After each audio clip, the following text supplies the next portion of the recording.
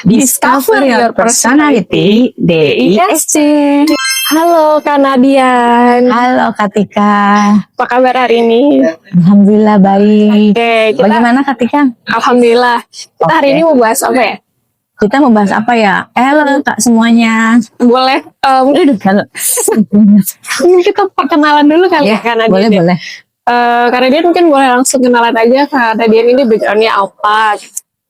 Halo Katika dan juga teman-teman semua. Aku Nadian. Saat ini aku kesibukannya dan kegiatannya menjadi ibu rumah tangga juga, terusnya menjadi working mom juga, plus content creator di dunia HR yang memang sudah aku gelutin dari tahun 2013, walaupun switch karir tapi akhirnya baik lagi comeback to HR gitu sih. Oke, jadi kita hari ini bakal topik bahasannya nggak jauh-jauh dari situ ya Kak Nadian ya, tentang topik HR.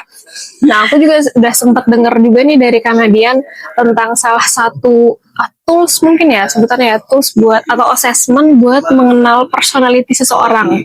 Namanya DISC. Iya. Nah, boleh Kak Nadian diceritain DISC ini apa sih sebenarnya? Oh, kalau DISC ini sebenarnya itu tes untuk kita mengenal kandidat yang kita ingin dijadikan karyawan gitu. Tapi setiap perusahaan itu kan punya SOP-nya masing-masing untuk mencari karyawan dan kandidatnya. Biasanya sih kalau di tempat aku dulu nih ketika sebelum kita interview, setelah screening, terusnya nih oke nih beberapa kandidat kita kirim tes untuk DISC gitu sih. DISC itu untuk mengenal si kandidat ini cocoknya tuh di divisi mana sih gitu.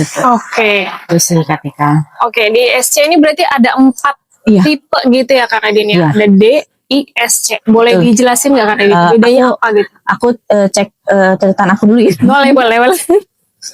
Jadi DISC itu D-nya itu dominan, yang dimana tuh ciri utamanya tuh pasti dia orangnya tegas, terusnya cepat ambil keputusan, fokus pada hasil, suka tantangan. Jadi orang-orang seperti ini tuh kelebihannya memang kuatnya itu sebagai manajer, project leader, dan orang-orang operasional yang dimana tuh strategis gitu loh. Walaupun memang di situ ada kekurangannya.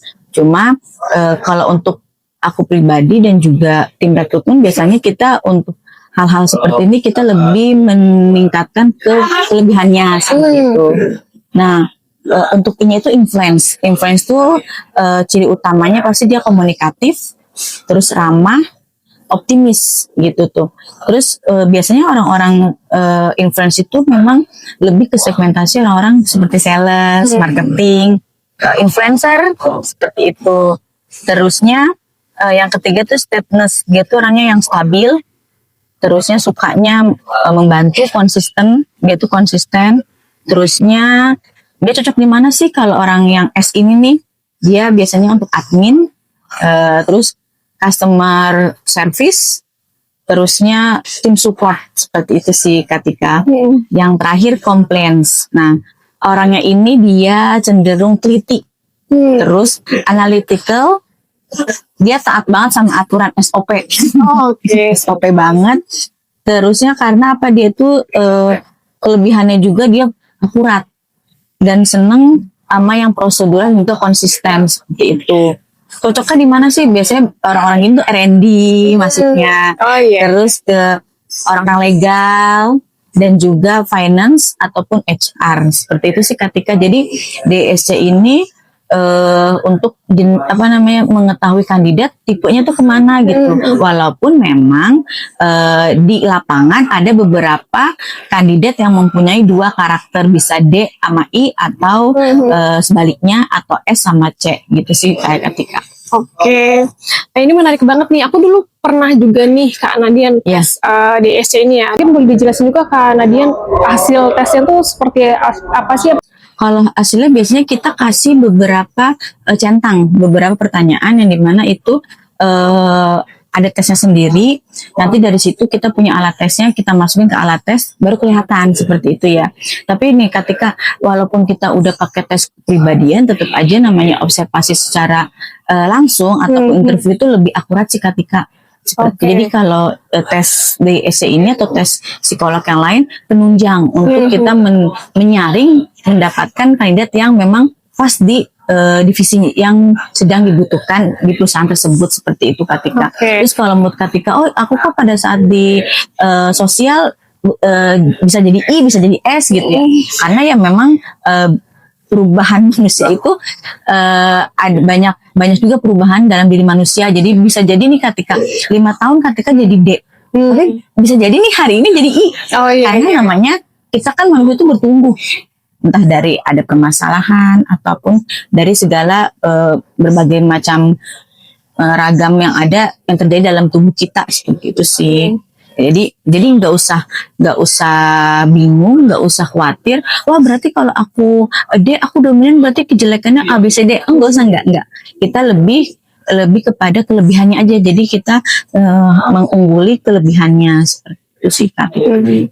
Berarti hasil tesnya ini bisa dimanipulasi nggak sih karena dia oleh kandidat? Nggak bisa, karena kandidat hanya centang kayak kunci jawaban sih di kita ya, dia cuma centang pertanyaan yang kita berikan aja. Jadi aku ngasih Excel nih, ada Excel ataupun kita pakai Google Form, kita berikan kepada kandidat. Nanti kandidat tinggal feedback ke kita yang punya alat tersebut gitu. Dan juga alatnya juga nggak semua orang punya sih Kak gitu. Dan nggak semua perusahaan juga punya alat tes tersebut, seperti itu. Oke. Berarti kalau misalnya dalam proses rekrutmen gitu ya, itu biasanya di awal sebelum interview gitu ya Kak, perlu dikerjainnya ya? Iya. Nah berarti yang bisa membuat seorang kandidat gagal interview salah satunya juga hasil tes tersebut ya? Iya. Nah itu karena dia pernah nemunya tuh case-nya lebih ke kayak emang hasil tesnya nggak sesuai sama pekerjaannya, atau kayak hasil tesnya nggak sama dengan hasil interview gitu. Misalnya hasil tesnya DI tapi kok dari interview dia nggak menunjukkan DI gitu. Kalau dari, kan kita punya tim rekrutmen ya Kak Tika ya. Jadi ada beberapa yang memang, contohnya nih dia apply di kebutuhan sales gitu. Pada saat kita cek, wah dia nih cocoknya nih manajerial gitu ya. Dan juga dia pas banget, dia dominan gitu ya. Akhirnya kita nggak teruskan dong gitu, ataupun kita diskusi dengan tim rekrutmen gitu, apakah diteruskan atau tidak. Biasanya seperti itu. Jadi nggak langsung ngambil keputusan, oh dia nggak cocok, nggak usah gitu. Seringkali sih kita melancarkan dulu dia sampai interview gitu. Walaupun memang dari tesnya itu dia ini cocoknya di divisi ini gitu. Cuma kita coba ke interview. Jika interview memang ternyata tuh beda tuh, wah kita udah mikir divisi ini, pas interview lebih cocok ke yang divisi yang memang kita butuhkan. Biasanya suka seperti itu sih Kak. Jadi main juga di feeling rekrutmen.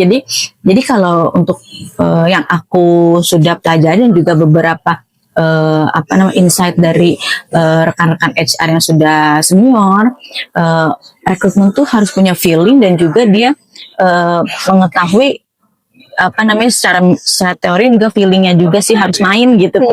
Karena ya ini kan gerbangnya perusahaan mendapatkan kandidat yang pas